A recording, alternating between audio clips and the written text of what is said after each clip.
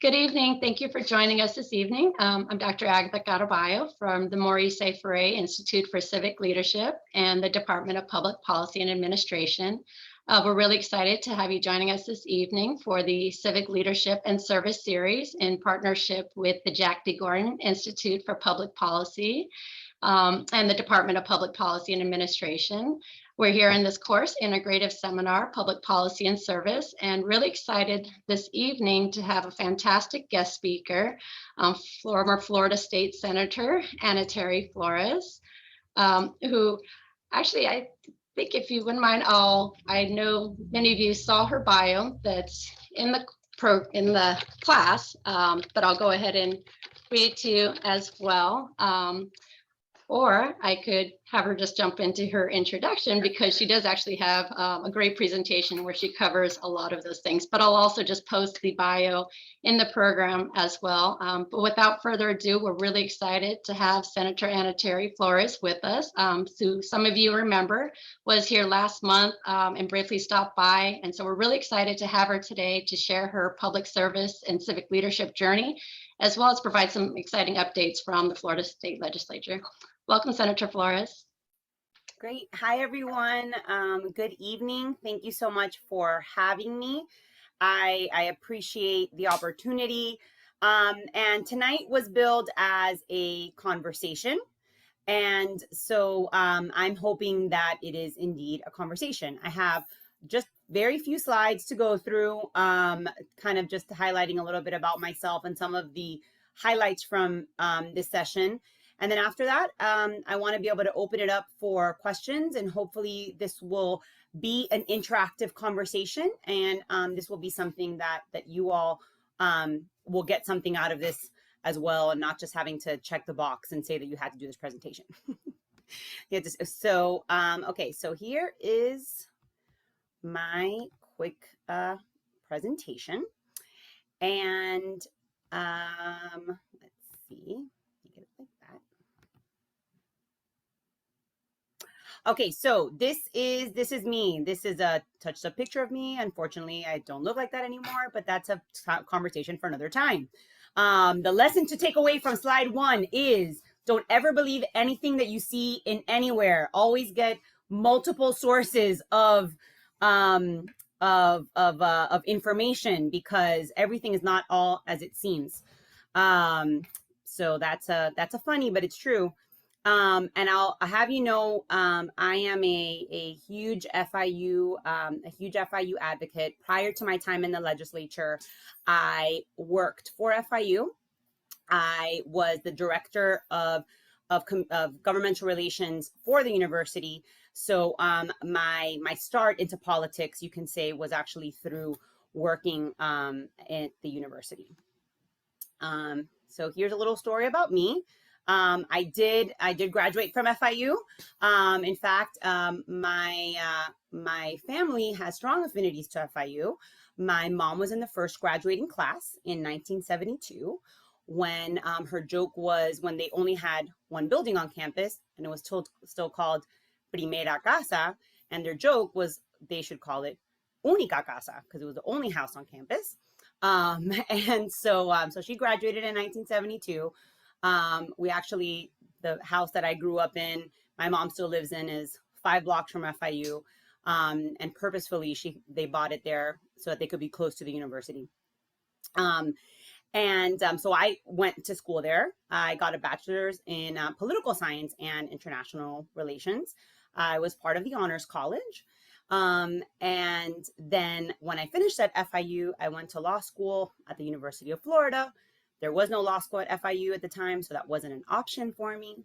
And so my political career, as you can see, is kind of highlighted there. I spent 6 years in the Florida House. I spent 10 years in the Florida Senate. I was termed out in November of 2020. In the state of Florida, we have term limits where you are able to serve up to 8 years in each chamber. I got to serve 10 years in the Senate because it was a redistricting year. So my first 2 years essentially didn't count. But in November 2020, I went into forced retirement.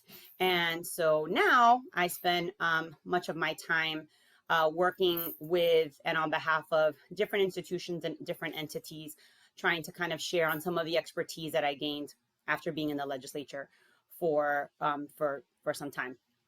My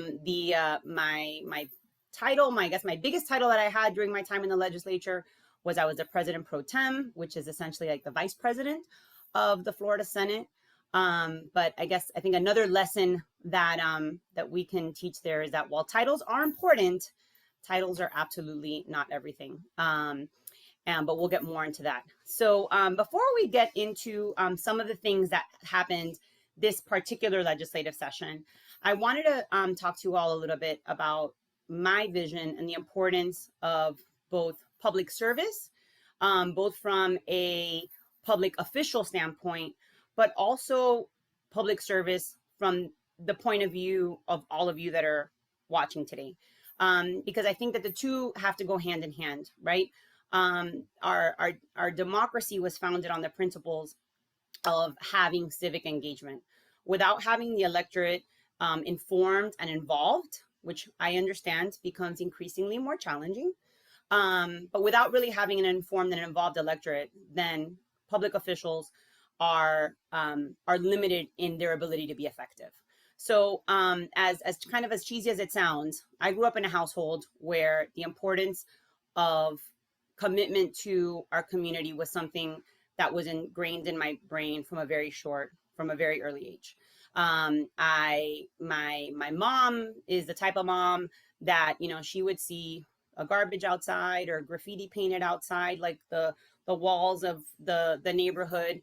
And she'd call the county commissioner and, advocate nicely and then complain meanly until whatever it was that the problem was fixed, right? So I grew up knowing the importance of having relationships with those people who are decision makers.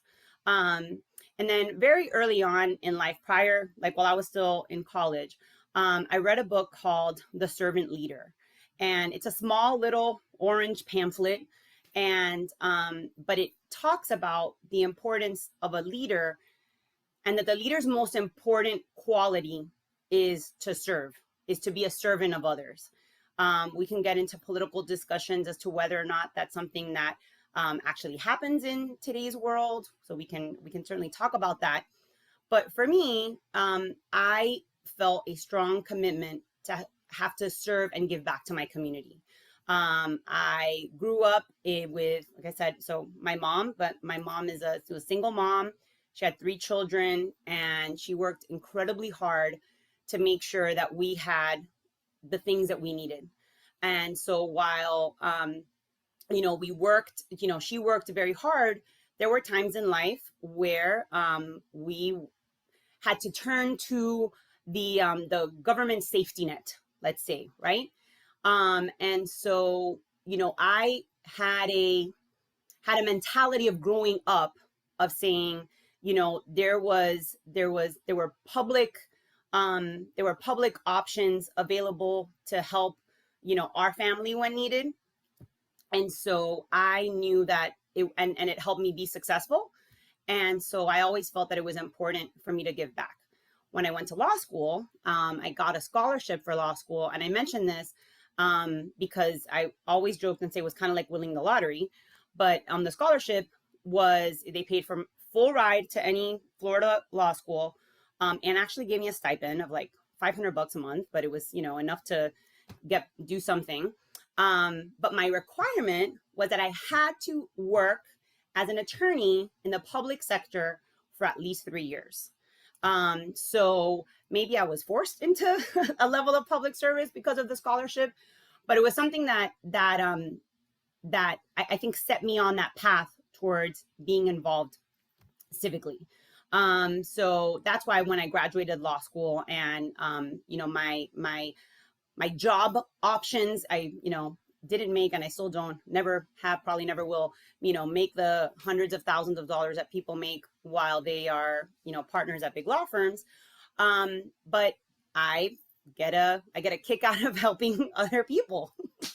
And so, I went after I graduated law school, and I had some different positions, both with the Florida legislature, with Governor Jeb Bush, who was the governor at the time. And then lo and behold, so I started working at FIU. I was their director of governmental relations. Again, a sense of, I think, public service as well. And then, very long story short, the person who was a state representative in our area decided not to seek re-election, and he encouraged me to run. And incredibly long story short, I won the election. And then I went on to serve, as I said, serve some time in the House and serve some time in the Senate. And there were, you know, lots of ups and downs, lots of war stories for sure.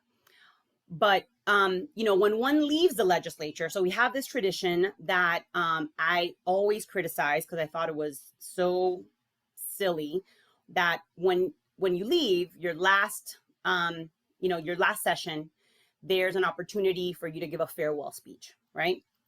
When I was in the House and I left from the House to the Senate, I actually didn't give a farewell speech out of protest because I thought it was incredibly silly for me to be giving a farewell speech from the House when, God willing, what I was doing was running for the Senate. So I wasn't really going anywhere. I mean, granted, I could have lost that election, but I just thought it was silly. So I didn't do the House one. So then finally, the Senate one comes around and I wasn't going to do it. But after much pressure from family and friends, they said, listen, you know, you're selling yourself short. You've actually done some really amazing things. You should give this farewell speech. So it's highly cheesy, and it's a type of thing that, like, if people like actually watch it, they'd be like, I cannot believe you're wasting time on this. But it's an important time for reflection, right? Like, they actually do a video of you and like pictures through the years, and they put a song in the background, and, you know, like, people start crying, and it's quite the theater. But you do it for your family, you know, and your friends, and you've got people in the gallery that are watching you.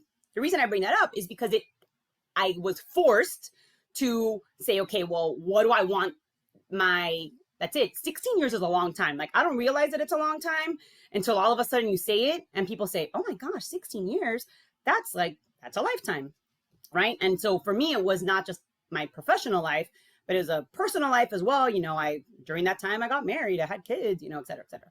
So I had to reflect on giving the speech. And so I had to talk about, or I didn't have to, but the way that I chose to talk about in my speech was to reflect on why it was that I was in the legislature, right? Why, out of all the different things that one can do, why does one decide to be in public office?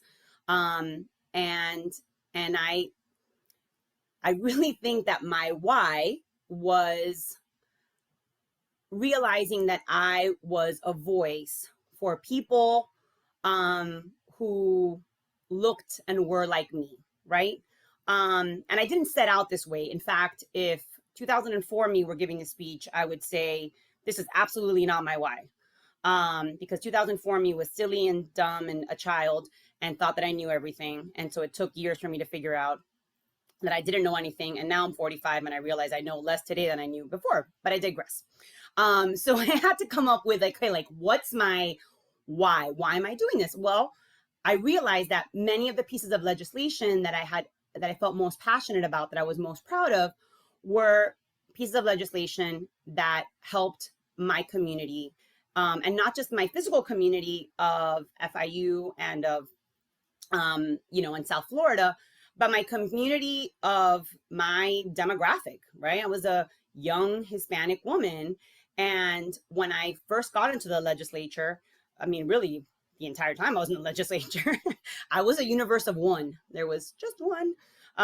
Towards the end of my time in the Senate career, luckily, another Hispanic woman came into the Senate, so I wasn't by myself. And I'm very proud to say that the person who came after me, both in the Senate, in the House, were also ended up being young Hispanic women. And so that was, I don't know if it was because of me, but maybe there's a glass ceiling breaking there somewhere. I don't know. And so I realized that was kind of what my purpose was. So all of that to say, I've already probably gone on way too long to talk about one of the pieces of legislation that I'm most proud of is I created the First Generation Scholarship Program. I don't know if any of you are first gen recipients who are on this Zoom today, but it is something that I was incredibly proud of. It's a matching program, so you know the mechanics of it are pretty bipartisan because it's like a public-private partnership, right? There has to be private buy-in for you to be able to get the public dollars. But really, the reason that this scholarship was created was because what we realized is that unfortunately, the biggest indicator as to whether or not you're going to go to college is whether or not your parents went to college. And I think there was a long misperception for a very long time from perhaps some of my predecessors that people just didn't go to college because they just didn't want to, or they weren't up for it, or they weren't smart enough, or whatever nonsense. And I was there to say that's not the case.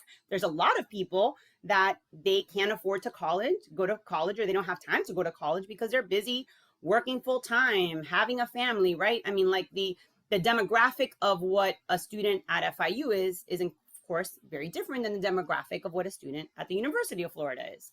And so this was a way that we were able to have a scholarship program so that we could try at least to level the playing field. The playing field is never quite going to be completely level, but I believe that we're continuing and we try and move success forward. So that's a quick update on me and some of the things that I did. I always hope when I give these speeches that maybe I inspire someone to get involved or maybe even run for office. Before I go to the last slide, very short presentation about what actually happened this session. Let me give my my spiel and my homework that I give in every speech that I always give, which is, so I'll start off by saying I will not ask for a show of hands because it's not, it's okay if you don't know the answer to the following question. But how many people know who their state representative or state senator is? And unfortunately, the answer to that is very little. Very few people do. And I say it's not blame to the public. I think it's equal, or maybe sometimes even more blame to the legislature, because we don't do a good job of letting people out, unless it's this session. Quick note, because now everyone knows what we're doing. But for all the maybe not good reasons, but I digress again. My homework for everyone is to find a level of government or an issue that you feel important about. Find out who is the person who represents you that would best deal with that issue, right? So if it's a local issue, your county commissioner. If it's a state issue, and I would argue that the most important issues are all state issues, right? The state is the one that decides how much money FIU is going to get or not get. What roads are, how much road money there'll be, for example, et cetera, et cetera. But find out who that person is. Sit down and have a meeting with that person. A true public servant is someone who will always take a meeting with a constituent. And even if it takes a little bit of time to get to talk to that person, a true public servant is someone who will always find time to talk to constituents and bring your concerns forward, or don't bring your concerns forward. Or maybe you just want to meet with that person so that you get to know them. I will tell you that some of the best laws that I passed, again, not the ones that make the news or anything, but just like the ones that I feel proudest of were ones that I helped with constituents. For example, requiring recess in school, right? There was no recess. And then we passed a bill that required some recess in some schools. And why did that happen? Because I met with a bunch of moms from across the state that said, could you imagine that our kids are, 6 years old in first grade and there's no recess? And I said, well, that seems silly. And it was actually quite controversial. We helped pass this recess bill, right? I had a parent one time who was the father of a student with severe emotional and physical disabilities.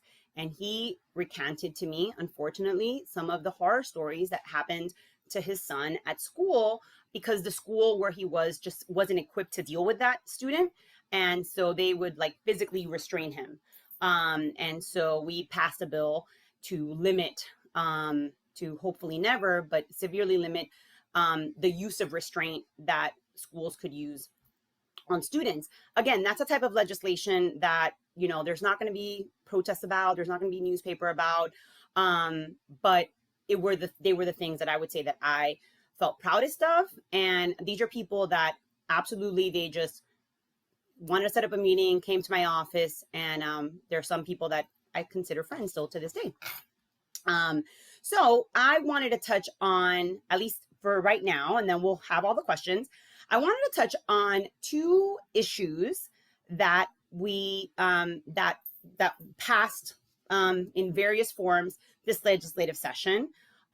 These are not the ones that you read about in the newspaper, but they're very important. But I chose these two because they were in relation to some of the topics that I think you all have been talking about during this semester.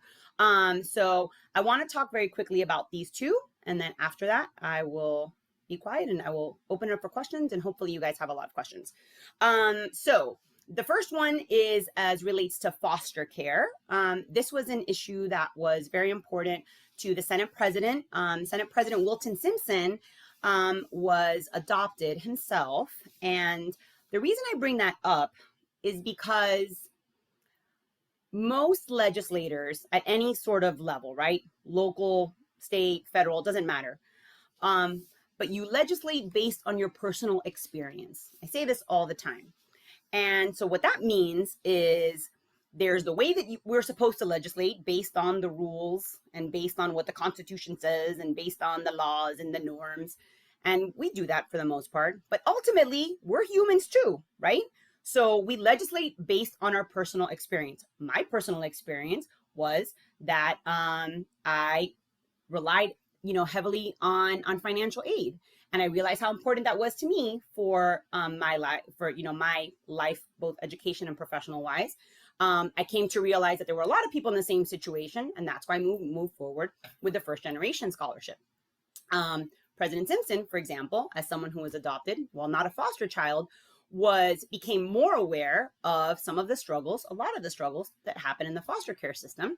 And so that was one of his biggest pieces of legislation. So I share that because, while it's popular and cool to knock on politicians now, and believe me, I knock on politicians all the time, right? I would always joke and say what I hated the most about politics was the politics part, because that was, so ugly and yucky.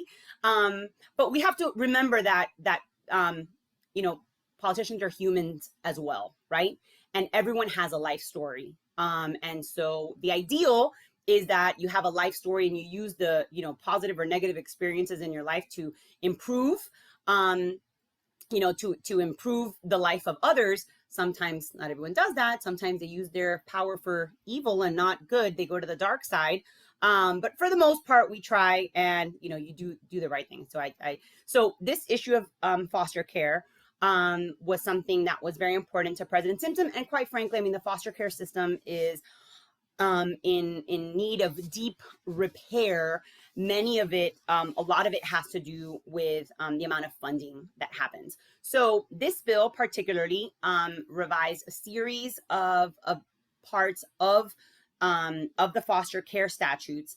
Number one, to increase essentially the monthly supplement that foster care parents receive, both non-relative caregivers and relative caregivers, because believe it or not, if you were a relative who became a foster parent of one of your relatives, so let's say, a grandmother or an aunt or something, you would actually get less of a monthly stipend than a non-relative.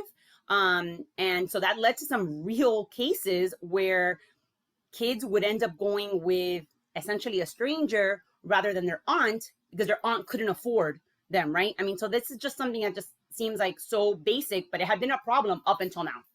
So they equalized the amounts, and also came up with a new system called being a licensed parent. And so that is a new system that is intended to really not just screen out people that should definitely not be foster care parents, but also ensure and try and find lifelong families for some of these students if they're going to be in the foster care system for an extended amount of time. So if your question and the stuff that you worked on was on the foster care system, that would be a good bill for you to look at, and articles related to that to see what the legislature did this year. But I promise you there's like a billion more things that have to happen. So I'm hoping that you all have some really great ideas. Second is a bill related to the aftermath of the Surfside collapse. This one was carried by Representative Danny Perez, who is from Miami. So it was something that was pretty important and near dear to his heart. And I'll tell you the good part and then the not good part, right? So the good part is that the mandatory inspections, the time for mandatory inspections is now uniform across the state, which is something that hadn't happened, and is somewhat more increased. So the specifics of the bill say that if your building is 3 stories or higher, that you need to have like your first, they call it a milestone inspection. So it's an inspection that's deeper than a regular inspection. You need to do that at 30 years and then every 10 years thereafter. If you recall, during Surfside, part of the issue was that the milestone inspections were much further apart. I want to say that before this bill, they were 20 years, right? But if you're within 3 miles of the coastline, which is increasingly more and more of every single high rise that you see going up across Miami-Dade County and Broward and Palm Beach, you have to have your milestone inspection after 20 years and then regular inspections thereafter every 7 years rather than every 10 years. And then there's a series of requirements of, what do you actually have to do with that inspection? Who has to conduct the inspection? Okay. The problem, and this could be the topic for questions now, or people write books and stories about this all the time, is the problem is that the biggest challenge and the reason why these condos haven't done these inspections more often, or why in the case of, let's say, Surfside and others, that they didn't do the inspections because the condo association didn't have money, right? So the original portion of the bill said you have to have in your reserves money to be able to do these inspections. Obviously, that only makes sense. But what happens is reality sets in, and condo owners and condo associations across the state started taking out their checkbook and doing the math and said, oh my gosh, we're going to have to raise our condo fee this year by X amount, which, was an exorbitant amount, whatever it is.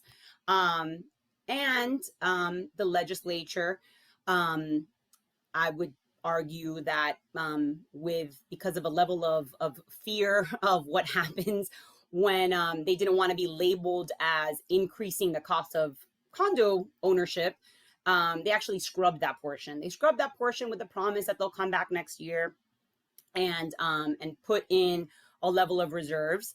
I think, if I were still there, I would say probably that one of the easier ways to do it is you probably need to have some level of just state investment. Like there should be just kind of like a state fund that condo associations can pull from, and then have homeowners or condo owners also contribute to that or contribute to their own thing. But these things cost so much money that it's unrealistic to think that these things are going to happen only by having the condo owners pay for it. But that is why, and I'll end on this, is that the legislature, we always say, listen, there's always next year. The structure of the legislature, I don't know if you may know this or not, but the structure of our state legislature is that we are part-time legislators. The legislature is only in session for 60 days, or in this year's case, it was actually 63 days because they were supposed to end last Friday. Instead, they ended yesterday. In addition to those 60 days of actual work, so in those 60 days is the only time that you can actually vote and pass on bills. Prior to those 60 days, there's usually about, I would say anywhere from 3 to maybe 4 months of committee work where legislators still get together in a more informal situation in committee work, and they kind of work on the bills. But once the legislature finishes their work for the year, all legislation that hasn't been approved essentially dies, and so the process would need to start all over again next year. So it's a little bit different than the federal system and different than the local system as well. But okay, and then I'm really going to end on this one. One of my jokes was always, listen, it takes a really good bill like 4 years to pass, but it probably takes a bad bill like 1 year to pass. Not ideal, but that was the way of the world. Don't quote me. I mean, you can quote me on that, but I don't have like any actual evidence that those numbers are accurate. That's just kind of something that I would say based on my experience and my time in Tallahassee. So that is the end of my formal presentation. So that took about half the class. So hopefully you guys have a lot of questions so that we can have, like I said, a bit of this conversation now. Awesome. Thank you so much. That was a lot of information in a short amount of time. Really do appreciate that. We'll get us some questions, but I actually want to go back to a comment that Santiago had actually put in the chat about him trying to reach his representative.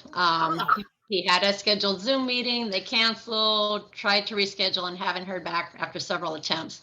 What's your advice for reaching out to your elected officials?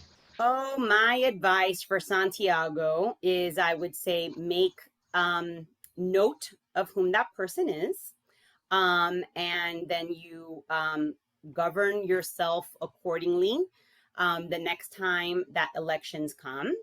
And I would share this experience with family and friends as well, and understand the following, right? So let me first like play good cop, right? So good cop is sometimes life happens, right? Like I said, it's a part-time legislature. We all have another full-time job. Plus we have, a personal life, you got kids running around, blah, blah, blah, right? So sometimes life happens, and that's understandable, right? Sometimes, however, you have legislators that do not want to, and this is unfortunately, I think happens more as the polarization of our society increases, because that's just kind of a fact. We can talk more about that if you want. But there are some elected officials that know that they can only talk to a certain constituency and not talk to another constituency because they're going to get reelected no matter what, right? Or because the districts are, drawn in such a way that it's, designed for one party to win. Now, the reason why I say Santiago is that you should take notes of who this person is, and that you should share this widely. I guess you could post it on Twitter. You don't have to post it on the chat, but I'm just saying you should, tell people about it. Is because, like I said, not many people know who their legislators are, right? I got people to vote for me the first time. By the time that you run a couple times, people vote on you based on your record. But the first time, listen, people voted for me because I knocked on their door and they're like, sure, no one else has come, so I'll vote for you. This is a fact. This is the way it is. Is you don't know, Santiago and others, the number of votes that you control, right? If you had an experience and you know someone, then I can guarantee you that there are 24 family and friends that you know that you're going to be able to talk to and say, listen, just so you know, this was my experience with my representative. And that will probably influence that person's vote. And then the last thing that I'd say is that we did just conclude a redistricting session. And so the legislative maps that will govern the legislature for the next 10 years were just passed. They were actually passed, surprisingly, without any controversy from the courts. So the congressional map, if you've read about any of that stuff, the congressional map is being litigated, but your state legislative maps are not being litigated. Also, your county commissioners maps just changed, and your school board members just changed.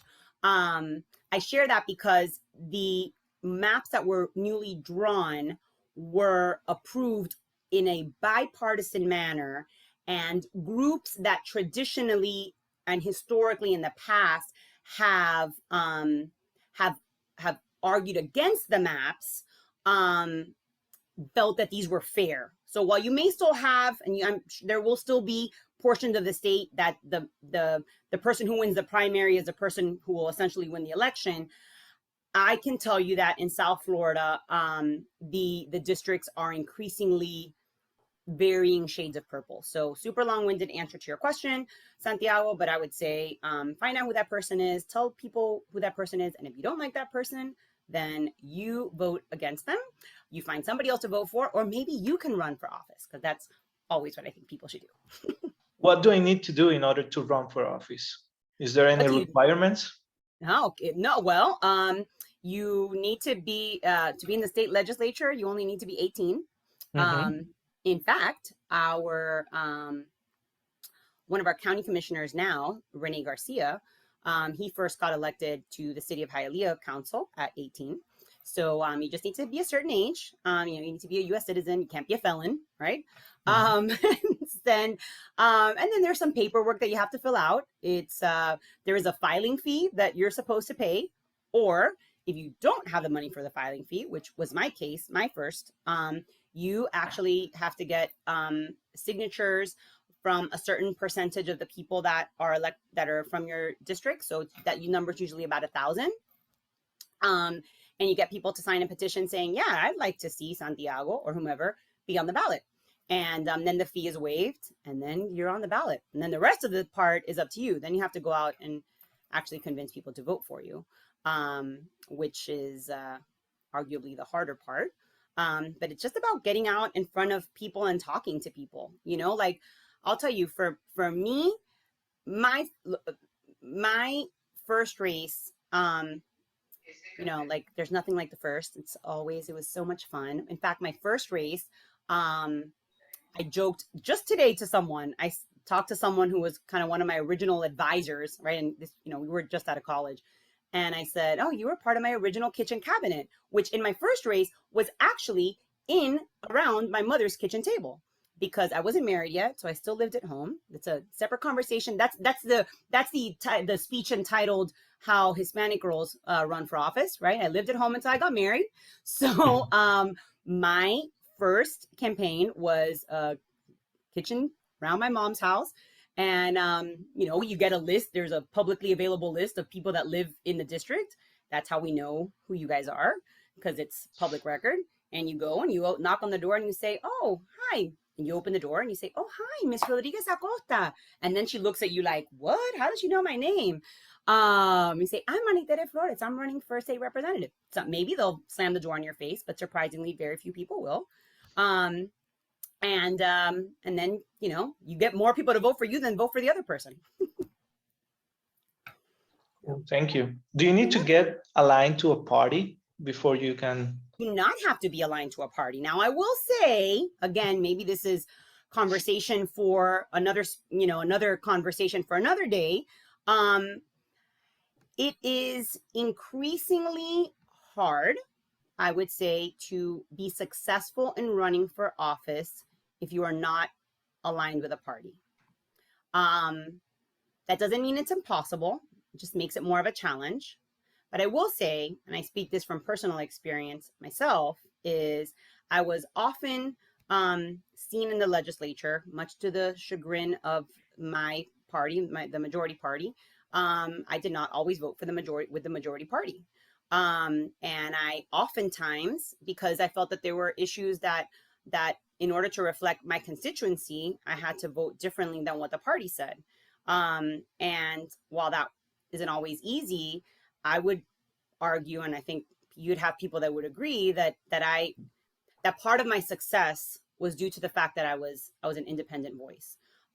So I'm aligned to a party. I think in order to be successful in state level, you have to be with a party. Now, for the school board or for the county or for the cities, you don't have to have a party. So if your interest lies more in local government, then you don't have to be aligned to a party. And our races are nonpartisan at the local levels. Awesome. Thank you so much. Okay. We do have a question in the chat.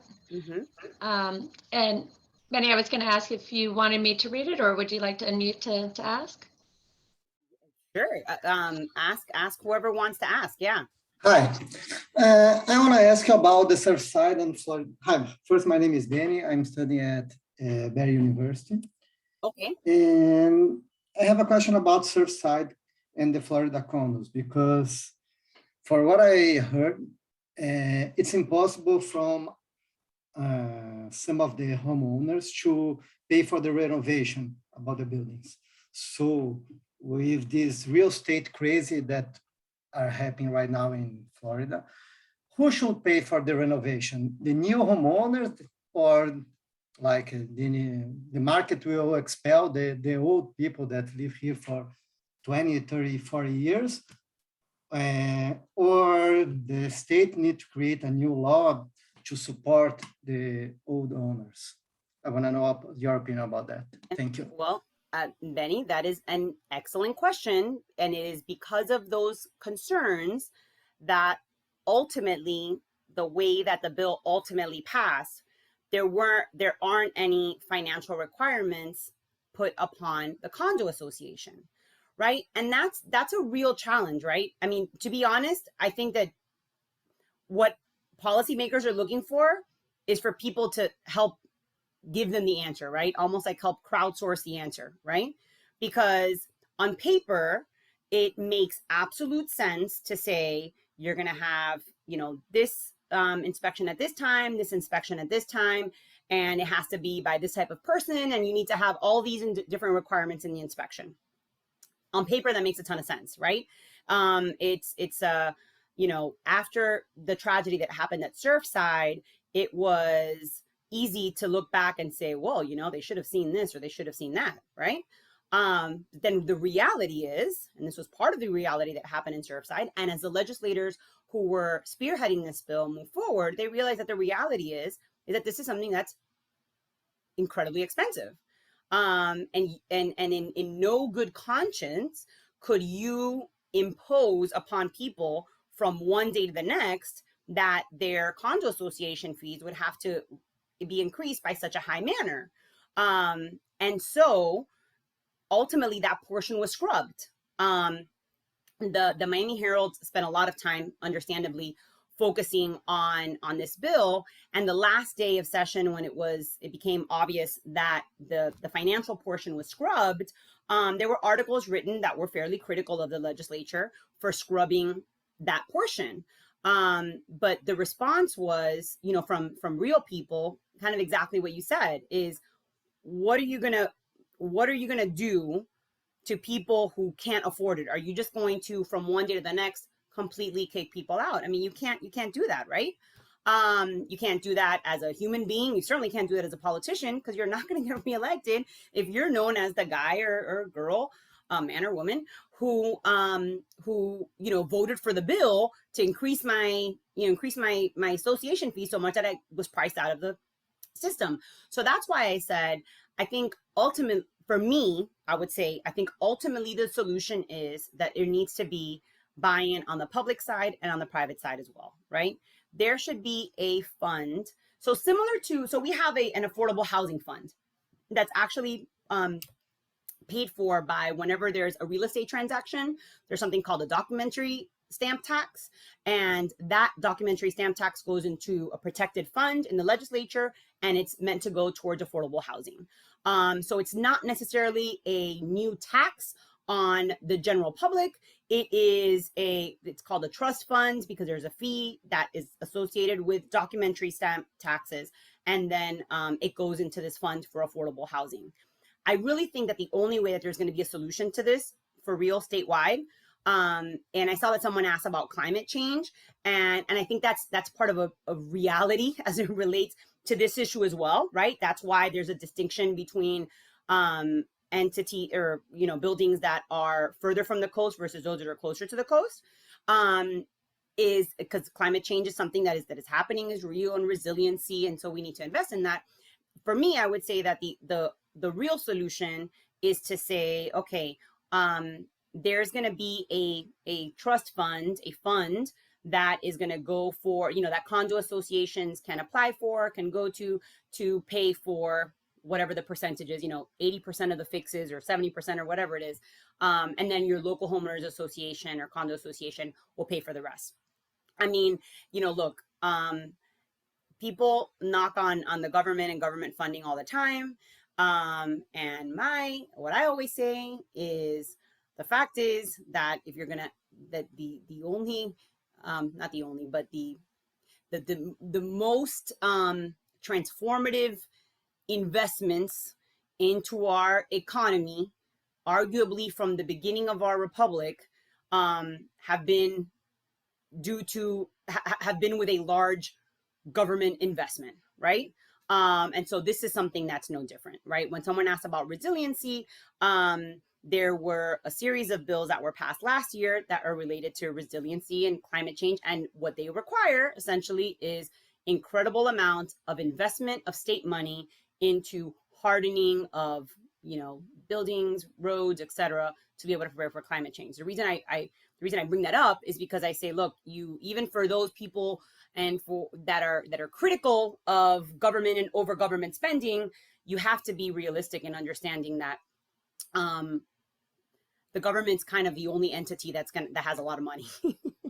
And yes, it's the people's money. I completely agree and I understand. And that's why we need to be responsive to the way that the public wants us to invest that money.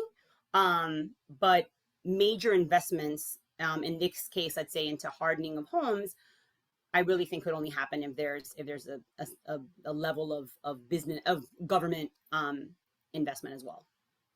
Thank you so much. Thank you. Claudia, I see you have a question, or Dr. Rodriguez Acosta. First a student, so. Claudia, do you want to ask your question? Hello. Oh, sorry. Hi. Well, talking about the surf side, there's been ongoing a lot of research, because actually it's one of our main assignments this year, along with foster kids. So it's very interesting that you had the time to talk about this. I had a question.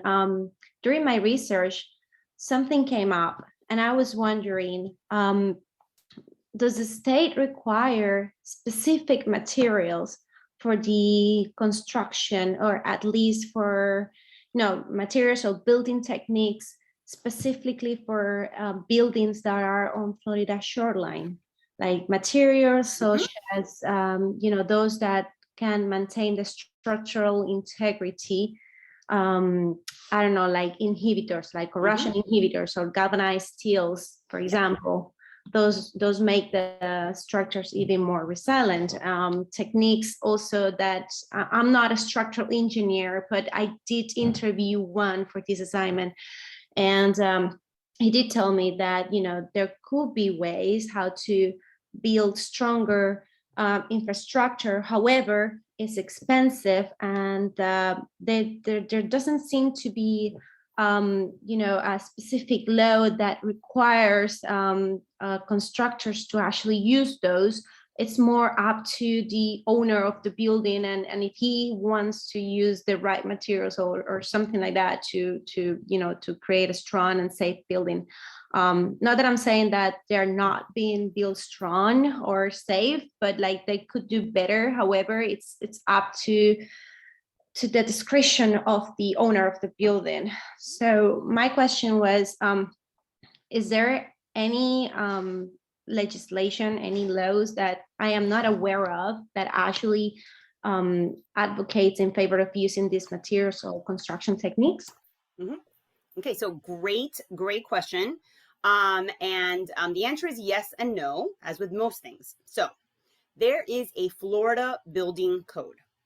That Florida building code is uniform across the state, and it is revised every 5 years. The Florida building code, the people who write the building code are a group of individuals that are appointed both by the governor and by the Speaker of the House and the Senator. You can look up exactly who they are, but they, one's an engineer, one's a contractor, one's, so it's like a group of 7 or 8 people that get together and they write the Florida building code. Now, there is also a code that counties and cities have. So the Miami-Dade County Building Code is stronger than the Florida Building Code. Why is that?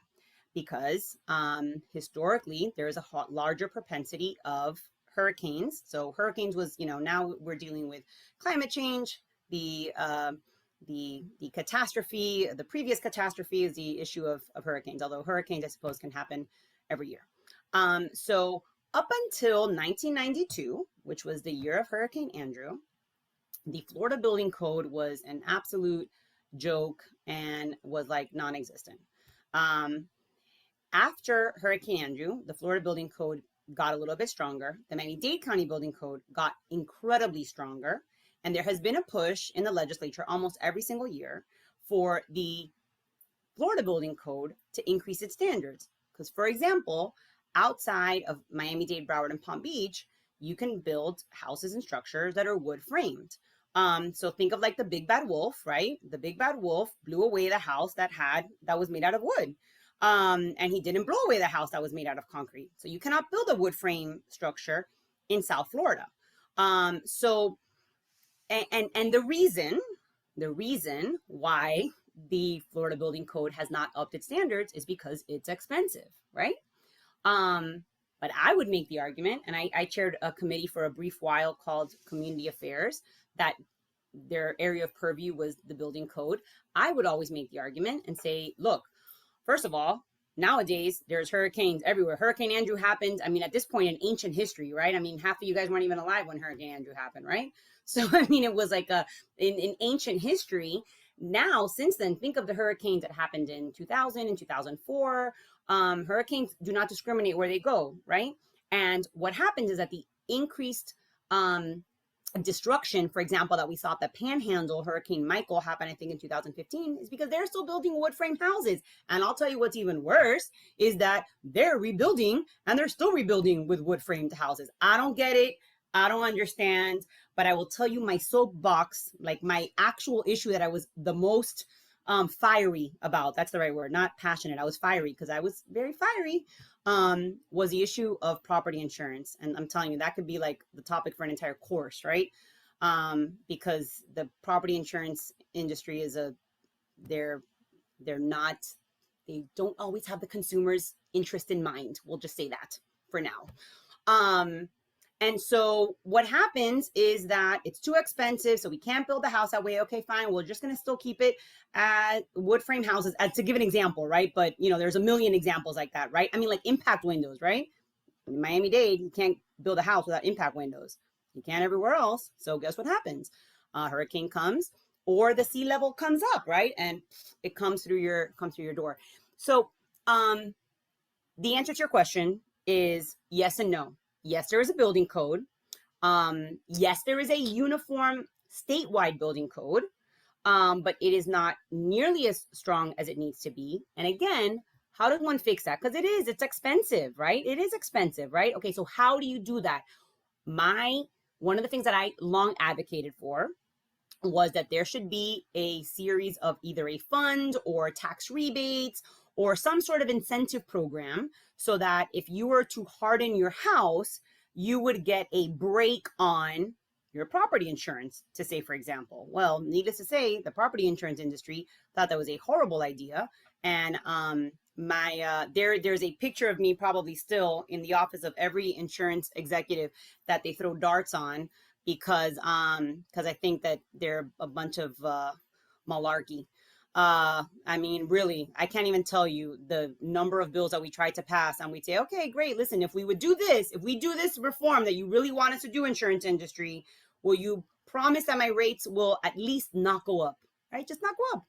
It'd be great if they go down, but I'll settle for not go up. And they're like, no, we can't guarantee that. Of course not. But we can guarantee that if you don't do this, your insurance is going to go up by X amount. I'm like, logic doesn't work that way, right? You can tell me. Anyways, I digress, because really that's really my soapbox for always. And then I was chair of banking and insurance for 2 years, and the insurance companies did not like that, but consumers did. So Madha, super long answer to your question. The answer is yes, there's a building code. No, it is not uniform. What are the ways that we could incentivize homeowners to build stronger? That is for you to help come up with in your paper, and hopefully you'll have great answers that we can present to the legislature next year. Well, I'm so glad that we think alike, because actually my 2 recommendations for this policy had very much to do with a more often infrastructure inspection. I noticed also that some of the inspections, they don't really go into the internal infrastructure inspection.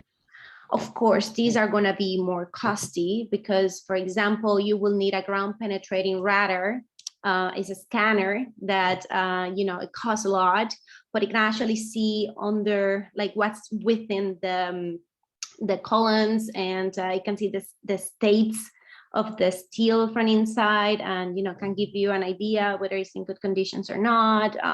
There was a lot going on with the Surfside collapse that we learned a lot from it. So, and then my other recommendation was actually, I know about the code, about the building code, of course, that was the first thing that popped up when I started searching for the Surfside thing.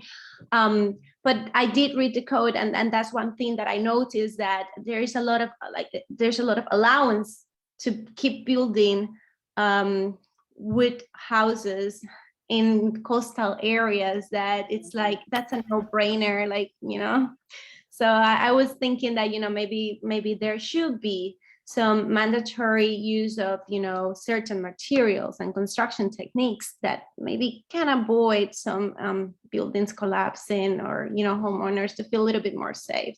And That's I did work for an insurance company too, so Yeah. I know what you mean. But thank you. Thank you. We have a few more minutes, and I did want to give Dr. Rodriguez Acosta to give a chance, and then we'll go to you next, Angela. It's just a quick question. First, Senator Flores, thank you for sharing this with us. I think I have a very brief question of, would you run again for office? And So the very brief answer is, ask me again in like 5 years. Okay. And two, in this polarizing world that we are in, and you started by telling the students to get involved, but we live in a ever more polarizing political situation. So what would you say to them? It's like, don't lose courage. What is it that you would advise for them to be involved in politics, and kind of how to work in this very bipolar situation? I recognize that it is harder, right? I recognize, because people that wanted, that are really motivated to run for office, when I share how I first ran in 2004, I recognize that I don't think you can run a campaign like that anymore. I don't know if you, maybe not for state rep, maybe for your local city government, maybe you could still rely solely on working door to door. But when I first ran for office, like I said, it was really, we were a bunch of kids, slightly older kids, we're 25, 26, kids that we would just go Saturday morning and go knock on people's doors, right? And I knocked on a lot of doors, right? And I had a lot of friends that did. I finally was able to raise enough money, just enough money to, the last 2 weeks, do radio commercials, right? I never even could do TV commercials. You compare that to my campaign in 2016, which was very messy, very, very contested. It was, there were a lot of jabs, but they were actually, for the most part, pretty clean jabs. We just had different policy, and that was a campaign where, there was $5 million spent, and I was on TV every other commercial, right? Good and bad. In fact, that was one time at a restaurant with my kids, and the commercial comes out, the bad one, and it's like, ugly face, and it's black and white and whatever. And my younger son's like, Mommy, why do you look so ugly in that picture? I was like, don't look. So anyways, so my point is that, 2004 race and 2016 race were very different. So how do you keep hope alive? Listen, I will tell you this. Despite the many ups and downs that our nation has been through, and there have been a lot, right? There have been very dark times. There have been very positive times.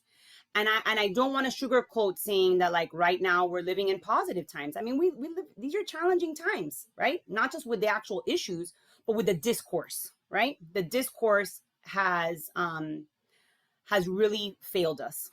I always go back and I say, look, the founding fathers and mothers, right? They disagreed, right? They didn't sit around and say oh, well, hello, kind sir. I believe that you are incorrect. And I think we should, no, they didn't. They had duels. They some of them killed each other. The first couple of campaigns, oh my goodness, was when you had Jefferson and Adams, and they're, writing papers about each other, and it was horrible, and fake news, and it was really bad. challenge you guys to go back and look at I guess it would have been the very first political campaign. Yeah, because George Washington didn't have one, but I digress. Go back and research that campaign, and that was some ugly stuff, right? The difference is that now we see the ugly stuff all day, every day, every 5 seconds, because we see it on our phone, right? And everyone, like, we have so much public discourse that it's like too much. So I will say that for the dark periods that we have had, I do actually believe that the foundation of our nation is strong enough that it will withstand. I do believe that the foundation of our nation not just encourages, but I think requires us to change with times, right? Requires there to be more public input. But the only way for a democracy to fully thrive is if there's public input. And on the day-to-day, it will seem like what you're saying will make no difference. I get that. That's just a sad reality. But cumulatively, it does make a difference. And cumulatively, you do see how a movement can make a difference, right? And you can see it in big movements, or you can see it in my recess mom example, right? Cumulatively, it will make a difference. Maybe you won't be around to see it. Maybe you will. But what detractors from our system of government want to see is that people don't get involved. And listen, I get it. There are plenty of times that I'm like, I don't want to turn on the news. But you have to keep hope up because this is it. You can say whatever you want, and I'll say this, and maybe this is controversial, but I'll say it anyway. There are a lot of places in this world, and I've traveled, thankfully, a lot of places. But I still believe that we're blessed to be in the nation, in the best country, right? There's ups and downs, good things and bad things, right? But there's a reason why people keep coming here. So sorry I hope that I didn't offend anybody. But that's what I believe. So don't get too discouraged, and keep involved, and keep calling your state representatives. Yeah, be persistent. And senators. Okay. Oh, I know we're coming towards the end of time, so we're gonna just have one last question from Angela. Hi, Senator Flores. Thank you so much for joining us. My name is Angela, and I'm a senior public policy and administration, finishing this summer, hopefully. And I had a lot of questions, but I'm just gonna condense it down. I want to know so much. You were talking about public sentiment and hearing from like your constituents on the bill process. So I guess I'll condense these two questions. Do you have a bill that you submitted and you really wanted it to have legislation around it that was just not passed? And then the amendment process for these bills, do you think, I know people can submit petitions and write and call, and you hear this all the time, you don't like a bill, call, emails, get a petition going. Does that really drive the amendment process, and is it successful? And, because we have these very controversial bills in Florida right now, and I'm just wondering, in real life, since you were actually there, how does this work, and do you find it? And look, I'll try and be quick, and I'm telling you, this will be topic of another whole other semester, right? Because the fact is, Angela, is that more often than not, the calls make a difference, but that doesn't make the news. What not doesn't make a difference. I won't say it that way. What won't change the bill, right? So listen, we all know there were like 3 or 4 controversial bills this year that were varying degrees of a hot mess. Okay.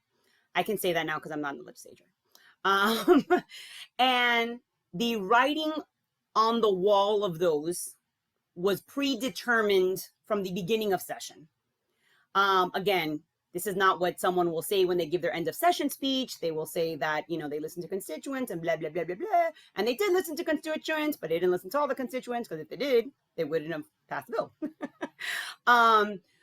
So that the answer to your question is we are in a time, I think, politically, that only loud noises will get you on TV, both in the extreme, I won't even say extreme, both on the right and the left, right? I used this example the other day. I said, listen, you can say whatever you want about Alexandria Ocasio-Cortez, right? But we all know who she is. Why do we know who she is? Because she is out there saying things that some people would think are very extreme, right? So you know what? Good for her. She realized the only way she was going to make a difference, being one out of 435 people, is if she went out and stuck out her claim. So, so I would say that this session, and I hope that this is not the way that it is for a while, but because of the current politics that we are in the state of Florida,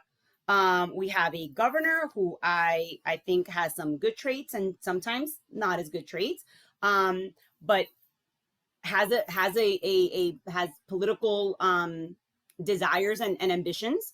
And so I would say that this particular year, for the ones that you guys all read about in the newspaper, the end was predetermined from the beginning. The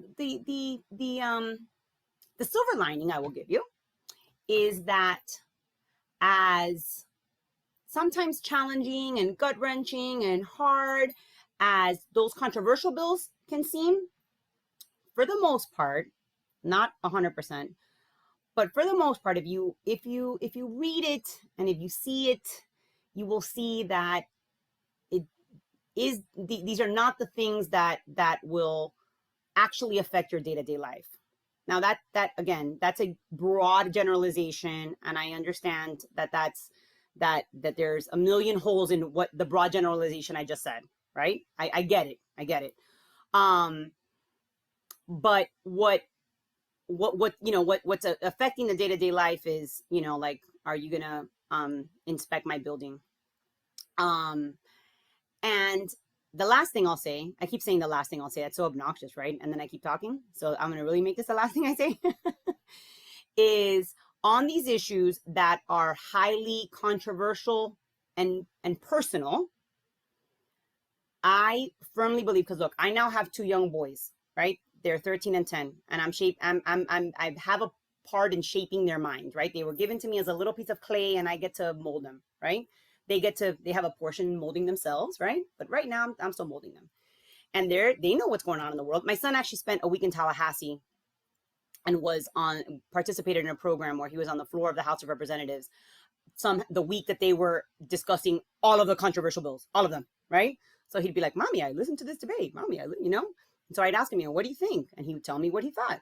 And I realized that for those most controversial bills, ultimately, the conversations kind of start at home, right? The conversations start amongst your friends. So super long-winded answer to your question, Angela. I wish I could give you a better, because then for the dry, doesn't make the newspaper, but really important to your day-to-day life.